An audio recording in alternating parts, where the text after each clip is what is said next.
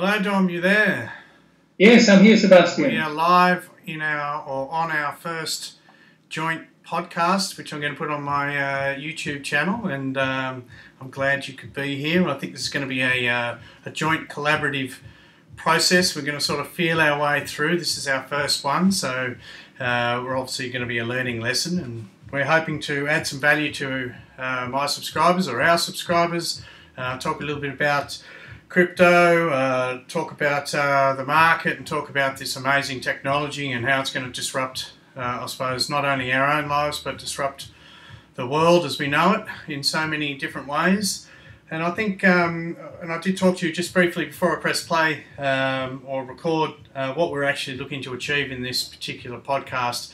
And we're hoping that we could continue this on and make it a bit of a series and discuss different things. I think this first one's going to be a bit more of an introduction to who is Dom and what we're looking to achieve. And there's no doubt it will evolve. We're trying to keep these pretty short, somewhere between, say, 10 to 15 minutes. If the topic's hot and it's rolling and we think that we're adding value, we'll keep it going. If we think that we're dragging it on, we'll press stop. So, Dom, you're obviously South African, you're living in Australia. I first touched base with you in my Cryptonuts Telegram group, which is the link of that's underneath in the description on these videos. Give me some insight. What made you come to crypto? Where's your passion? Well, thanks for inviting me, Sebastian. I really appreciate this opportunity to speak on air. Just a correction, I'm Italian, but lived in South Africa for 30 years. Right. The reason I like crypto is the biggest problem that we have today is trust. We don't trust our government. We don't trust our banks. We don't trust our local government. We don't trust any political structure that's in place. That's evident around the world. And yet we trust all our hard-earned money in an institution that is primarily corrupt. If you look at the 2008 debacle where the whole world nearly collapsed, it's because of greed and corruption. And I've always thought we were between a rock and a hard place. There was no other thing to do but to put your money in the bank, to use the bank as your source of management. And early 2017, I saw Max Kaiser on a report, and he spoke about Bitcoin. I was in Thailand on holiday, and I was amazed of the principle that he was talking about in Bitcoin. I subsequently spent about 20 hours investigating it on YouTube and various webcasts and getting involved. And it blew my mind, it really did, because for the first time, I saw an opportunity where the individual, the man in the street, can take control of his own destiny. And after that, you just get entrenched with the technology. You understand the principle of smart contracts. I was a programmer at one stage, so I understand the power of programming and the irrefutable evidence that it can present. So you are truly in control. I mean, the first time I did a transaction of moving fiat onto the web, so to speak, in Bitcoin, it was a bit daunting. But after that, you just get used to the technology and it becomes natural, it's intuitive, and you're in control of it. Primarily, we all want to make money. We want to improve our standard of living, but we are kept down by the system. We are given, you invest $1,000 and you might get $10 at the end of the year, which doesn't even keep up with inflation. With cryptocurrency, you have the opportunity of investing money in a finite circulation, which will improve your economic welfare and give you freedom to do things that you want to do. And I think that's what's exciting for me. So the money is not hoarded by a few individuals globally. It is spread out amongst everyone. The more people get on board, the better we all are. So I think this is probably the only way that we can rebel against the systems that have kept us bondage all these years. Yeah. And that's why I'm in crypto. Yeah, no, I agree. I mean, people who know me for being somewhat anti-system. I think as we get older, it does. So we sort of wake up to the whole concept or the construct of government and the society that we live in. I mean, we're fortunate. A lot of people say that we're fortunate to live in Australia. You know, it's a lucky country apparently. However, the cost of living here is very, very high. So, you know, there's a drawback and a payoff, and at the end of the day, we still have to work endless hours to pay the bills, etc., etc. And if anyone that's in Australia at the moment knows the debacle in our government, I don't think we've had one Prime Minister actually see out a full term in the last 6 or 7 candidates where we go and vote. I mean, I don't vote these days. I've decided to disengage from the system as much as I can, so I don't participate. But those who do are obviously voting for particular people, and the system is not even fulfilling that basic human right, or as a perceived democracy. And I think it's all a bit of a farce. And I don't want to go totally into all of that, but that's where some of this comes from. And Yes. Obviously there's the banking, there's the we feel like there's more that can be done. I'm a big voluntarist. I like to do and take control of my own destiny, and I think a lot of people should be taking a lot more self-ownership. And I think that's where crypto does come into it. I think we all started, like you mentioned, we all started from doing a little bit of research. It's probably started with Bitcoin. We probably heard the name 10 times before we actually dived in and had a look at what it actually meant.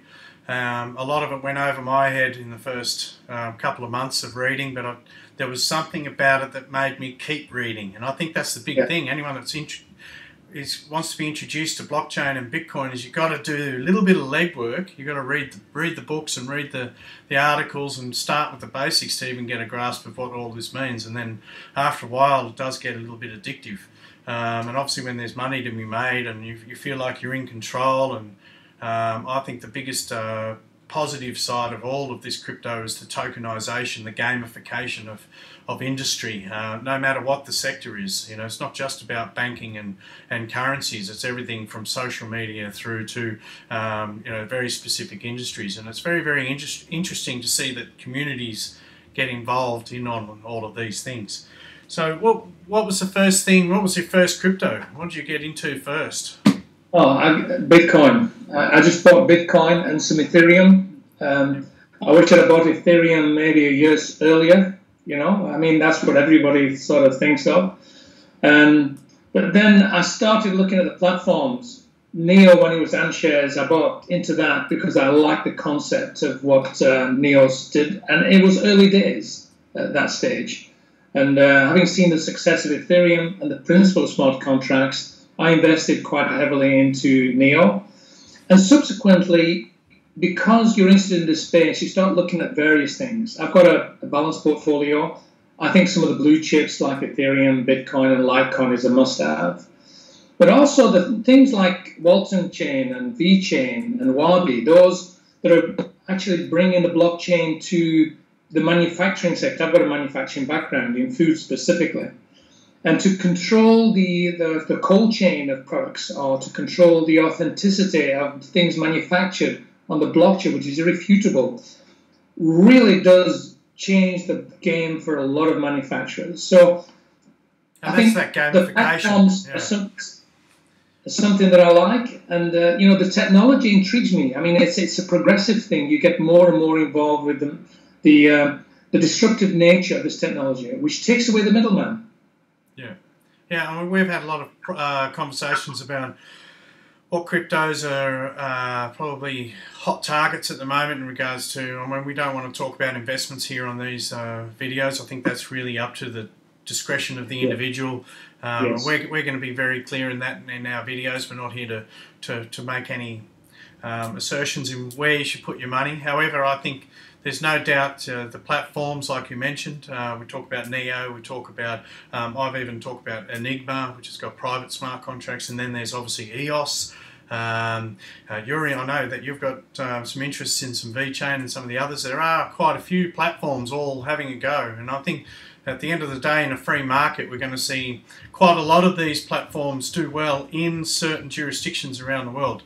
Relative to, you know, government regulations or community-based support. Obviously, China will have their own platforms. I think the other one is Ontology and those type of platforms. And then EOS, I think, would be very sort of American-based worldwide. But the big advantage of the internet is that there is no real jurisdiction in that sense. It's that we've got access to all of these amazing opportunities in regards to the platforms and the different platforms in the different jurisdictions. Probably not so much from China's point of view. Obviously, there's a lot of restrictions in place at the moment for their citizens, which is a bit of a shame.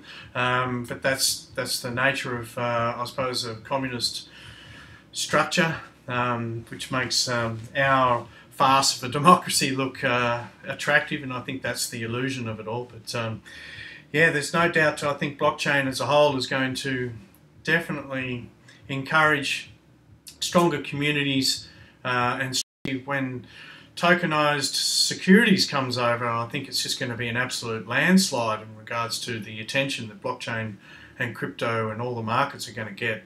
And I don't think that that's far away. I mean, where do you see the market heading over the next, let's break it up into little segments. Where do you see it in the next 6 months, 12 months, and then say 2 years?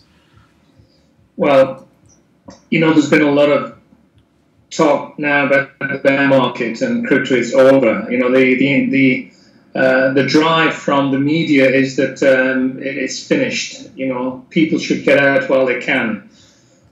But the truth of the matter is, over the past specifically 2 years, the crypto market has grown to such an extent that governments have legislated it for tax reasons as a value, store of value like gold. It's here to stay. If you look at 2016 market cap compared to January 2017 and compared to what it is now, around about 200 billion, it is a huge asset class which is not going to go away.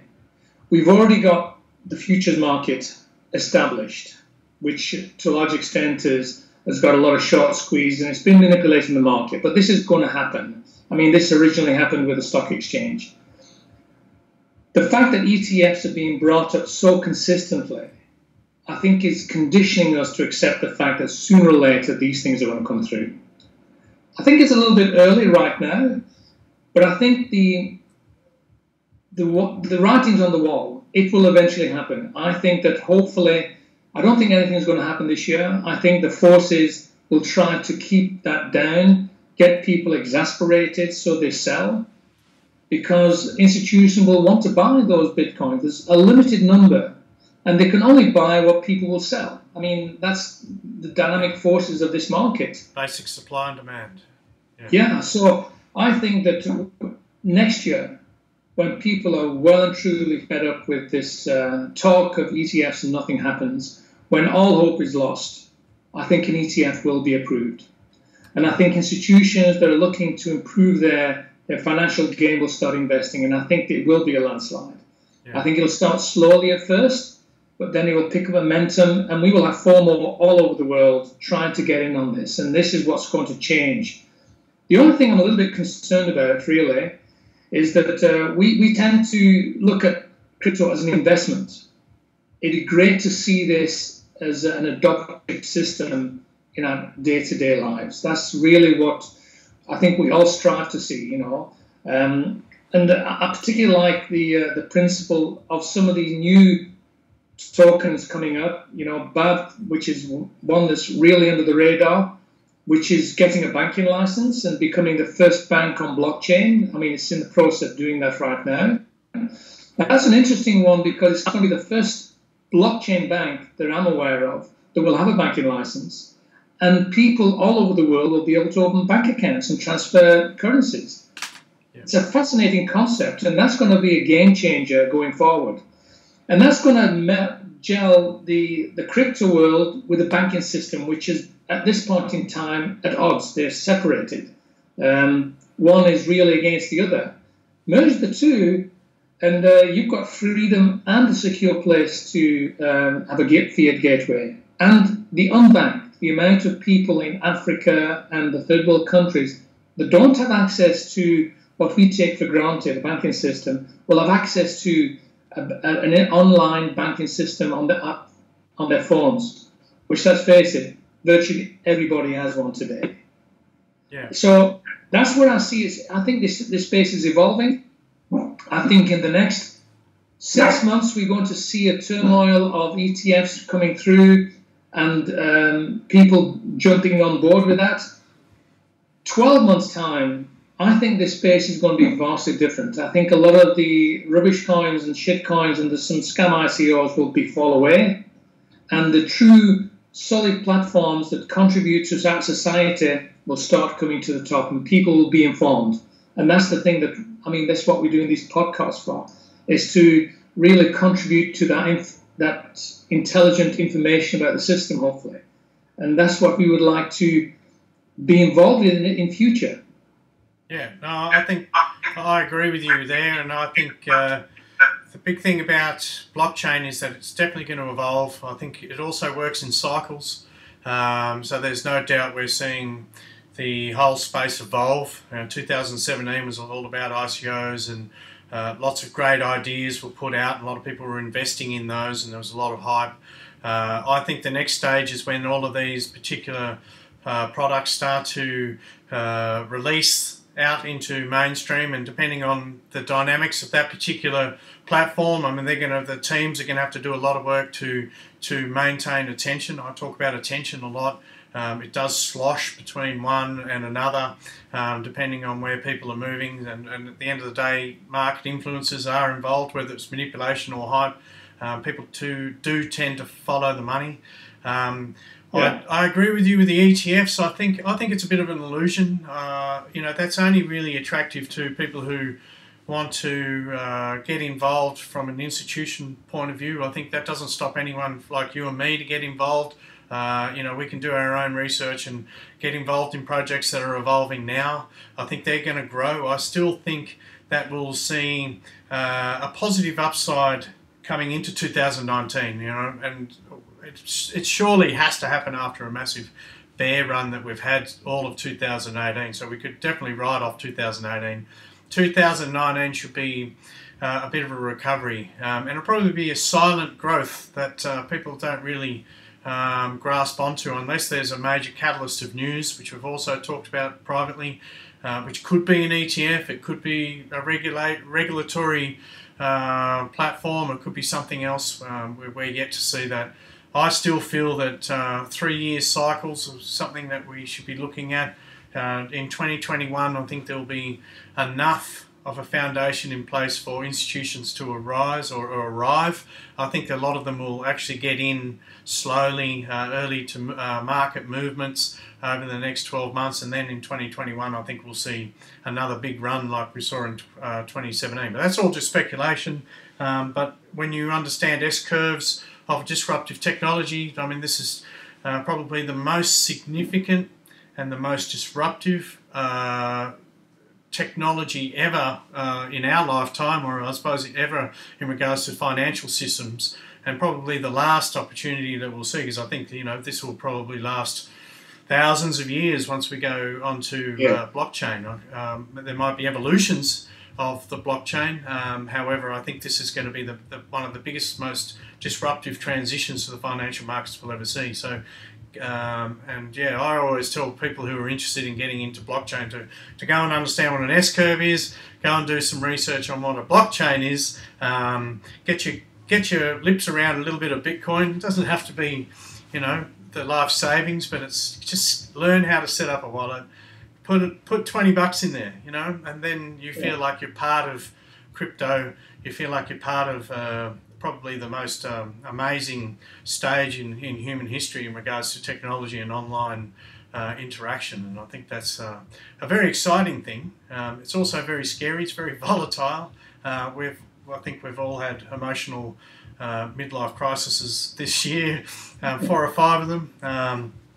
Definitely, it's not for the faint-hearted in regards to finances and things like that. But in regards to technology and all the amazing ideas, I think it's an amazing space to watch. So I think in the future we're going to keep building on these podcasts, and I'd like to talk about some other cryptos. And you mentioned BAB. I think we could probably save that for a video and actually do some notes and share some insights that we've got in regards to that, because I do agree. I think one of the biggest parts of blockchain is going to be the financial sector and being able to provide greater opportunity for the unbanked. Some people don't want banking, that's fine, but I think that you'll find that there's a huge amount of people across the world that could do with some financial support. And I think that there's no doubt that the future is based around this. This is the monolith out of 2001. Okay, just to give you a bit of an analogy. And I think there's no doubt that that's going to bring all of these unbanked people closer to the financial sector and probably boost growth in areas that don't have that access right now. So that's pretty exciting too. So did you have anything else you wanted to share before I think we finish this first blog? Just building on the barrier to entry now into the market is people are very nervous about private keys. You lose your private keys, you lose your money. Yeah. And once people hear that, why would you want to put saving into it? So I think the advent of the mobile phone and the platforms that are coming through, which are going to rely on facial recognition or fingerprint technology, where it's safe and secure, is going to be a prelude to people being comfortable in the space. The last thing I would say is that we often think that the banking system and the governments are against Bitcoin, and they're against this disruptive technology. I would like to say that they are more for it than we think. In the UK and America, when they show the commodities market, Bitcoin is with the other currencies, the dollar, the yen. Bitcoin is there. It's here to stay. It's not going to go away. And I think the other thing right now is a lot of the crypto market is at or below ICO price.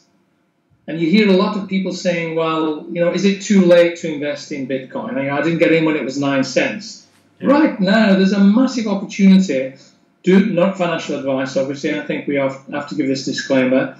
But there's a massive opportunity to do some research, take advantage of the market right now, and just put a little bit of money each month into something that you feel has got potential. Yeah. And the opportunity is here. It's right in front of us. So with a bear market comes the negativity of losing your portfolio and looking at your blockfolio and thinking, where's all my investment gone? The other side of that is that the newcomers will have an opportunity to get in at grassroots level again, which is a great opportunity for everyone. So I think it's probably the most exciting and depressing time in the phase of our crypto journey. I wish you all the best. Yeah, no, I think that's good advice. I think just low entry participation is the first step. There's no doubt there's some applications you can download. I've downloaded a few apps that I use for my shopping. I've downloaded some apps that I use for daily health record, and I'm involved in those, and I can earn cryptocurrencies. There's no doubt there's platforms like Steam, and if you want to go and write some blogs and share some videos, and or maybe you're a photographer or something like that, there's so many opportunities to get involved in the space. And it's not just Bitcoin. It's an amazing space where it's going to encourage innovation, and I think that's the positive side. Putting banking and corruption and manipulation and all of that type of stuff aside, what we can do is take control of our space, take control of our data, and there's even lots of platforms coming out, and we'll talk about them too, like Data Wallet and things like that, where we'll be able to take control of our footprints on the internet, and take back our privacy and all of those things. So it is an amazing space, and I'm actually very, very excited about it. And like I said, I think we're at a fairly low stage of the market. So if you were going to encourage someone to go and do some research now, it's probably not a bad time. So yes. Let's leave it there. Thanks very much, Dom, for coming on to our first Cryptonuts podcast. I think that name might stick. People who want to participate in some of our rambles and see some of the links of different articles that we tend to post, you can join our Cryptonuts Telegram. We're always there sharing our thoughts. And I look forward to doing another podcast with you soon. Okay, great. All right, thanks for coming on. Thanks, Sebastian. Thank you. All right, Bye-bye. See you next time.